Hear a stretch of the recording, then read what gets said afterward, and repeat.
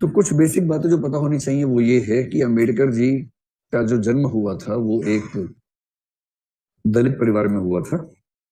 और मैंने आपसे कई बार कहा कि हम जिस बैकग्राउंड में होते हैं तब हमें वो चीजें ठीक से समझ में आती हैं, जब तक हम किसी बैकग्राउंड में ना हो तब तक समझना मुश्किल है। आपने सुना होगा एक जाति है महाराष्ट्र में महार नाम की, उस जाति से उनका संबंध था। तो अंबेडकर के जीवन की एक बात यह है कि 14 संतानें इनके माता पिता की थी, ये उनमें से अंतिम बच्चे थे और पूरे खानदान में अकेला पढ़ने वाला बच्चा जिसको स्कूल जाने का मौका मिला, ऐसा परिवार था। इनके जो पेरेंट्स थे, 4 पेरेंट्स थे, वो ब्रिटिश ईस्ट इंडिया कंपनी में सैनिक हुआ करते थे। 4 पेरेंट्स मतलब पूर्वज। और जो इनके फादर थे, पिता थे, वो ब्रिटिश इंडियन आर्मी में एक सूबेदार रैंक के व्यक्ति थे। और क्योंकि वो सूबेदार रैंक के व्यक्ति थे इसलिए इनको थोड़े से बेनिफिट्स मिल गए जो इनकी जाति या इनके समाज के व्यक्तियों को सामान्यतः नहीं मिलते थे। तो इसका फायदा ये हुआ कि अम्बेडकर जी को पढ़ाई का मौका मिल गया और वो एक स्कूल में पढ़ने लगे। मतलब जिस समय वो स्कूल में पढ़ रहे थे उस समय पूरे स्कूल में अकेला दलित बच्चा यही था, भीमराव जिसका नाम था। अम्बेडकर नाम तो बाद में पढ़ा, उनके गांव के नाम से पड़ गया। तो उन्होंने लिखा है, एक आत्मकथा लिखी जिसको हिंदी में कहते हैं मैं कैसे बना, मी कसा भालू मराठी में आत्मकथा है जिसमें ये सब लिखा है। तो स्कूल में एंट्री तो मिल गई पर स्कूल में बाकी बच्चों के बराबर अधिकार इनको नहीं थे। जैसे बाकी बच्चों के साथ बैठने का अधिकार नहीं था, उनसे अलग बैठना होता था।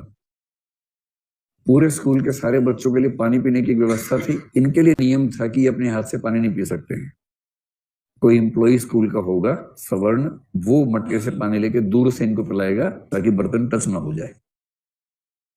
और इन्होंने लिखा है कि कई बार ऐसा होता था स्कूल में कि जिस दिन वह सहायक छुट्टी पर है जिससे ये पानी पी सकते हैं, और दिन दिन भर बिना पानी के उनको कैसे रहना पड़ता था, ऐसे जिक्र उन्होंने खूब किए। बाद में संयोग इनका बड़ा अच्छा था। संयोग ये था कि इनको एक वजीफा मिला बड़ौदा नरेश की वजह से। आपने कोल्हापुर का भी जिक्र सुना होगा, साहू जी महाराज का जिक्र सुना होगा। इन दोनों व्यक्तियों का नाम बहुत ज्यादा आता है जिन्होंने जो दलित मूवमेंट भारत में विकसित हुआ उसमें मदद की। और फिर ये बड़ौदा राज्य से स्कॉलरशिप लेकर बाहर पढ़ने के लिए चले गए, जिसमें कंडीशन ये थी कि जब लौट के आएंगे तो ये वहां सिविल सर्वेंट बनेंगे, आज की भाषा में कहें तो पीसीएस ऑफिसर बनेंगे, ये अंडरस्टैंडिंग थी। फिर इन्होंने कोलंबिया विश्वविद्यालय जो अमेरिका में है वहां से, और फिर यूके से भी, यूके में अगर मैं ठीक ध्यान कर पा रहा हूं तो कैम्ब्रिज में शायद ये थे, मैं आपको बताता हूं, London school of economics LSE, UK में London school of economics. Ambedkar को खारिज करने वाले अंबेडकर के पैर की धूल के बराबर भी नहीं है पढ़ाई लिखाई के मामले में। इसका प्रमाण यह है कि आपने ऐसे लोग देखे होंगे जिन्होंने master of arts, MA MSc हमको कुछ किया है, कुछ व्यक्ति PhD वाले दिखे होंगे। मुझे पूरे भारतीय स्वाधीनता संग्राम में एक ही व्यक्ति दिखता है जिसने 1 नहीं 2 नहीं 4 PhD की थी, और वो डॉक्टर अंबेडकर है। 4 PhD, जिनमें से इकोनॉमिक्स में 2 PhD उन्होंने एक कोलंबिया विश्वविद्यालय से की और एक लंदन स्कूल ऑफ इकोनॉमिक्स से की। उसके बाद कानून पढ़ने का शौक सवार हुआ तो कोलंबिया विश्वविद्यालय से उसमें भी PhD LLD जिसको बोलते हैं वो हासिल की। और चौथी PhD उनको भारत में उस्मानिया विश्वविद्यालय से उनके कॉन्ट्रीब्यूशंस की वजह से मिली, जो उन्होंने एक बड़ा आंदोलन चलाया उसकी वजह से मिली। तो अंबेडकर का सौभाग्य था कि उनको पढ़ने का मौका मिला, और जब मिला तो उन्होंने इस पढ़ाई का पूरा फायदा उठाया। और जब इतना कुछ समझ लिया तो फिर उनको लगा कि मुझे कुछ लिखना भी चाहिए, मूवमेंट्स भी करने चाहिए। तो ये सब जब हुआ तो उसके बाद उन्होंने कई आंदोलन किए। उनके स्कूल के अनुभव तो आप जानते ही हैं कि पानी भी पीना है तो कोई होना चाहिए वरना पानी मिलेगा नहीं पीने को। उनके जीवन के 2 अनुभव और रोचक हैं, जानने चाहिए आपको। जब वो बड़ौदा में सिविल सर्वेंट थे, मतलब PCS ऑफिसर थे, तो वहां रहना भी था उनको। तो रहने के लिए घर ढूंढ रहे थे। उन दिनों नागपुर में भी उन्होंने ये सब प्रयोग करके देखे थे। घर ढूंढते थे तो जैसे ही पता लगता था कि ये व्यक्ति दलित जाति का है, उसके बाद घर नहीं मिलता था। मतलब कहने की बात है कि स्वाधीन भारत है, आधुनिक भारत है, बड़े शहरों में ऐसा नहीं होता है। 21वीं सदी में भी दिल्ली के मुखर्जी नगर में ऐसा होता है। आपको पता नहीं इस बात का आइडिया है या नहीं। बहुत सारे बच्चों को रूम इसलिए नहीं मिलता है कि वो मुसलमान हैं या किसी और धर्म के हैं। बहुत सारे बच्चों को तो इसलिए नहीं मिलता कि हरियाणा के हैं। मैं तो खुद वहां से हूँ। लेकिन ये ट्रेंड पिछले 5-7 साल का है, उसमें उनकी भूमिका भी ठीक ठाक रही है ऐसा ट्रेंड बनाने में। और अगर कोई बच्चा दलित बैकग्राउंड से है, उसको कमरा मिले, इसमें भी रिस्क है कि शायद ना मिले।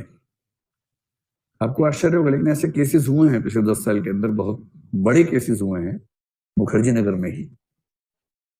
तो अंबेडकर ने कई घर ढूंढे, कोई घर उनको नहीं मिला, सिर्फ इसलिए कि वो शूद्र थे। अंत में एक घर उनको मिल गया।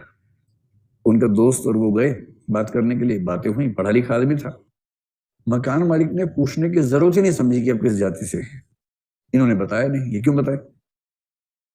तो घर मिल गया रहने को, उसमें रहने लग गए।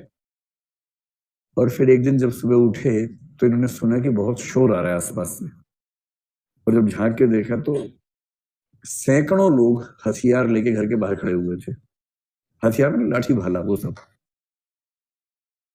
और वो सब इनको जान से मारने पर उतारू थे।